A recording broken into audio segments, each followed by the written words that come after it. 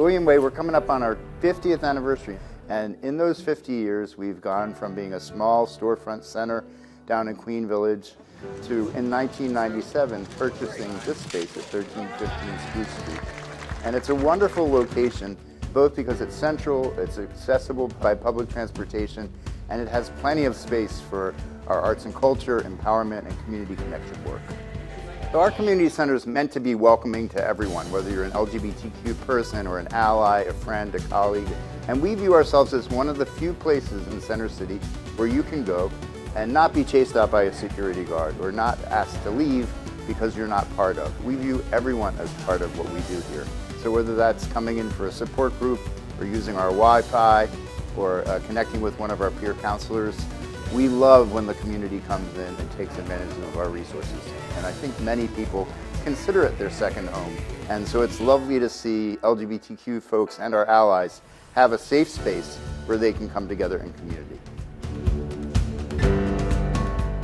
We are the place to come for connecting people and referring people. We serve about 1,000 per month. Our front desk staff, they're going to do their best to give a referral or to find a resource for you. Let's say it's a senior looking for housing. Not only will they look for that housing or housing support for seniors, they can go to our Elder Initiative and they take it a step further. The work of the LGBT Elder Initiative here at William Way really focuses on helping older adults in our communities to age well, to access the resources, the services, the supports that are going to help them as they grow older, and really to find community. We have a partnership with the John C. Anderson Apartments, which is Philadelphia's only designated LGBTQ-friendly, affordable senior housing. And so staff from William Way help to coordinate supportive services for the older residents there, being a point for people to come to if they're having issues. Beyond the Anderson Apartments, we've worked with a lot of senior centers, a lot of mainstream aging organizations, really to be sure that the institutions where people are going for their care have the cultural sensitivities that are needed to really effectively meet the needs of members of our communities.